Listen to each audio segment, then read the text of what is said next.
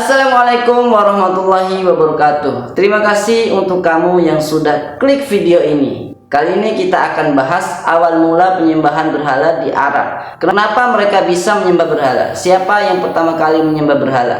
Dan kenapa mereka begitu yakin dengan ajaran penyembahan terhadap berhala? Bagaimana ceritanya sehingga berhala ini bisa berada di tanah suci di Mekah Al-Mukarramah?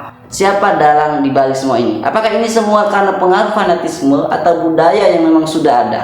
Oke, kita langsung saja bahas. Ini kisahnya. Secara umum, mayoritas bangsa Arab mengikuti ajaran yang dibawa Ibrahim dan Ismail alaihimassalam, yang dimana mereka berdua menyembah Allah Subhanahu wa Ta'ala. Apa yang mereka berdua bawa adalah risalah yang sejak dulu mereka yakini sebagai sebuah kebenaran dari nabi-nabi sebelumnya. Akan tetapi, seiring berkembangnya zaman dan teknologi yang semakin maju serta dunia yang semakin berubah, lambat laun membuat sebagian masyarakat melalaikannya. Seperti halnya Islam saat ini, yang sebagian diabaikan bahkan ditinggalkan oleh sebagian pengikutnya ajaran-ajarannya. Di tengah kepercayaan masyarakat Arab terhadap agama Ibrahim yang semakin surut, muncullah seorang tokoh yang bernama Amru bin Luhai. Dia ini adalah tokoh dan pemimpin Bani Khuza'ah yang dikenal suka berbuat baik, seperti bersedekah dan mendukung penuh segala sesuatu yang dimana berbau aktivitas-aktivitas keagamaan yang ada di lingkungannya. Sehingga dia ini membuat masyarakat percaya penuh terhadap kealimannya. Bahkan masyarakat menganggapnya sebagai ulama besar sekaligus wali yang dipercaya perkataannya. Suatu saat dia melakukan sebuah perjalanan ke Syam. Di sana dia melihat sebuah aktivitas yang berbeda dalam beragama, di mana masyarakat Syam menyembah berhala dan membuat dia membenarkan apa yang dilakukan oleh masyarakat pada saat itu. Dan aktivitas-aktivitas itu dia anggap sebuah kebenaran. Sehingga dia pun membuat kesimpulan tentang penyembahan berhala itu dan dihubungkan dengan kemajuan negeri Syam yang pada saat itu sebagai negeri yang tersohor dan berperadaban. Selain itu, negeri Syam juga negeri diutusnya para rasul dan diturunkannya kitab-kitab Allah Subhanahu wa Ta'ala. Sehingga dia semakin yakin bahwa penyembahan berhala tersebut baik dan benar. Dengan alasan-alasan itulah Amru bin Luhai membawa pulang patung bernama Hubal sebagai oleh-oleh dari negeri Syam dan dia letakkan di dalam Ka'bah. Setelah itu dia pun mengajak penduduk Mekah untuk menyembah Hubal ini. Penyembahan itu pun berlangsung dan diikuti oleh penduduk Hijaz, di mana penduduk Hijaz menganggap bahwa mereka adalah pengawas Ka'bah dan penduduk tanah suci yang mereka sangat hormat terhadap Ka'bah yang berada di tanah suci Mekah Al-Mukarramah. Selain Hubal, mereka juga memiliki berhala tertua yang bernama Manat yang ditempatkan di Musyalla di tepi Laut Merah di dekat Kudai. Kemudian mereka membuat Lata di Taif dan Uzza di Wadi Nakhlah. Kemunculan berhala-berhala ini membuat mereka semakin bertambah syirik dan berhala-berhala kecil pun semakin bertebaran di mana-mana di setiap tempat yang ada di negeri Hijaz.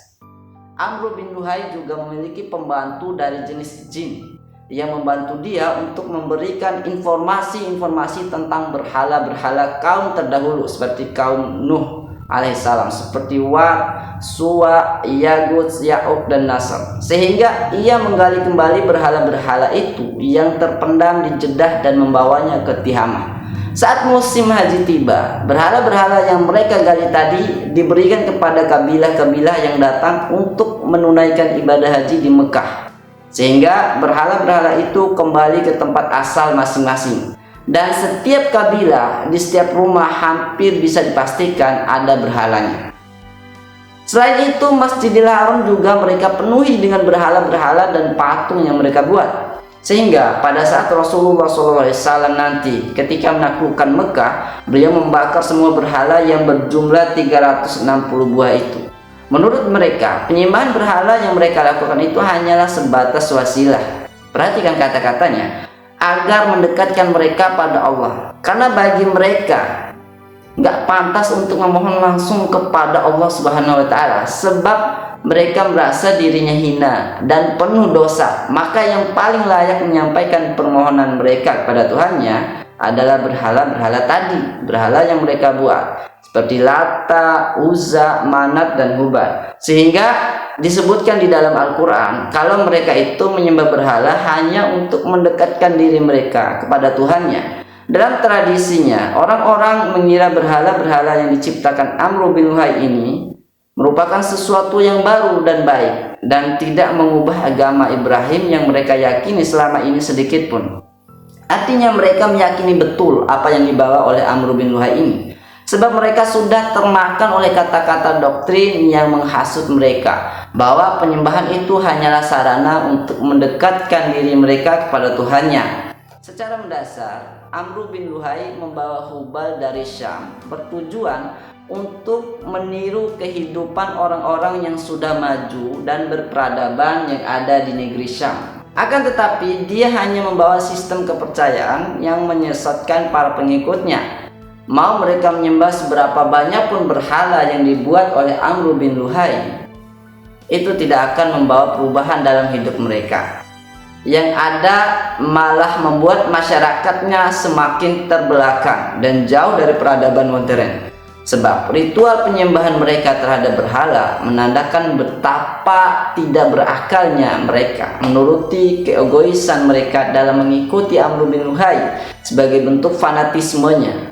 Dalam ritual-ritualnya, orang-orang jahiliyah di masa itu biasanya mengelilingi Ka'bah atau mengelilingi berhala sambil membaca mantra di hadapannya serta menyampaikan berbagai keluhan agar pesan-pesannya tersampaikan kepada Allah oleh berhala-berhala yang mereka sembah.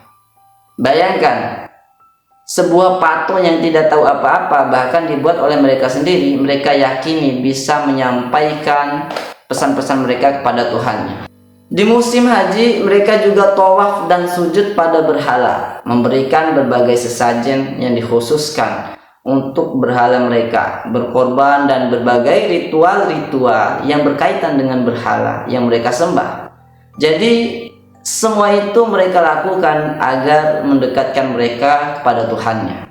Kalau orang-orang jahiliyah pada saat itu ditanya, "Kenapa kamu menyembah berhala?" Maka mereka akan menjawab persis yang dikatakan Allah di dalam Al-Qur'annya. Kami tidak akan menyembah berhala, melainkan agar mereka mendekatkan kami kepada Allah sedekat-dekatnya.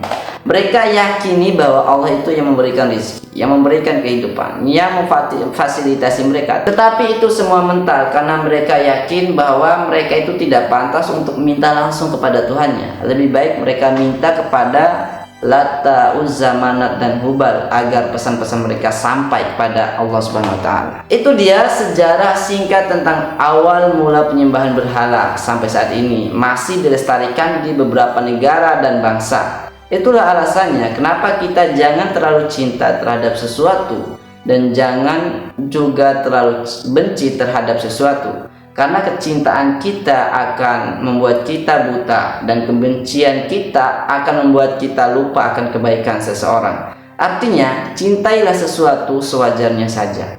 Begitupun dengan membencinya. Menukohkan seseorang yang berlebihan akan membuat kita hilang kesadaran, dan mengkultuskan seorang tokoh yang seolah nggak pernah salah membuat kita kehilangan cara berpikir kritis kita.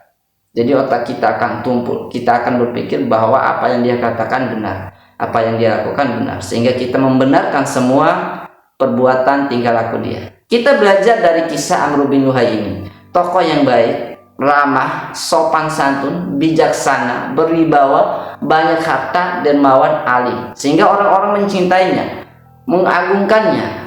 Tapi mereka lupa kalau Amr bin Luhai ini manusia, tempatnya salah dan dosa, bahkan kesalahannya menjerumuskan banyak orang dalam kesesatan. Bukan cuma itu, bahkan kesalahan itu diwariskan kepada generasi-generasi penerusnya. Feodalisme dan fanatisme yang terus diestafet oleh masyarakat setempat. Sehingga ketika ada kritikan dan protes, mereka akan marah dan tersinggung. Ironinya, feodalisme terus ada sampai hari ini. Kita bisa lihat imam-imam masjid kita. Di beberapa masjid yang masih mempercayai orang tua untuk menjadi imam. Bukan salah ketika orang tua menjadi imam, tapi kita harus lihat bagaimana kondisinya, bagaimana bacaannya dan sebagainya.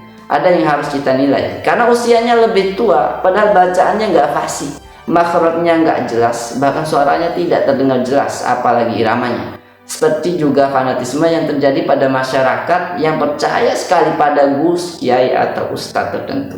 Kekaguman dan takdim kepada kiai termasuk tanda hormatnya kita, tapi sebagian kelompok masyarakat terlalu berlebihan dalam menghormatinya.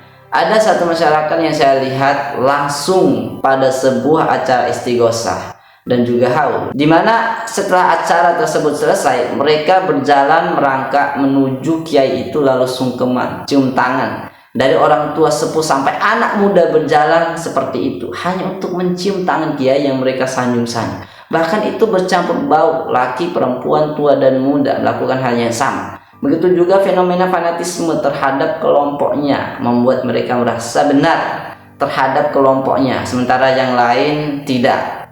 Fenomena ini terjadi pada siapa saja dan kelompok mana saja. Dulu pencinta Prabowo rusuh karena terjadi kecurangan politik sehingga memenangkan Jokowi, itu menurut informasinya. Sehingga mereka yang terlalu fanatisme terhadap Prabowo, mereka mengorbankan harta jiwa bahkan nyawa mereka, mengakibatkan banyaknya korban jiwa yang terprovokasi.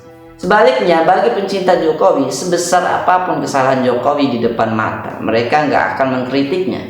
Sebaliknya juga, sebenar apapun Anies berkata, bagi pembencinya dia tetap salah. Semoga ini menjadi pelajaran bagi kita semua, terutama saya, agar jangan berlebihan membenci dan jangan berlebihan menghormati seorang tokoh siapapun itu, kecuali yang kebenarannya mutlak datang dari Allah Subhanahu wa Ta'ala. Terima kasih. Wassalamualaikum warahmatullahi wabarakatuh.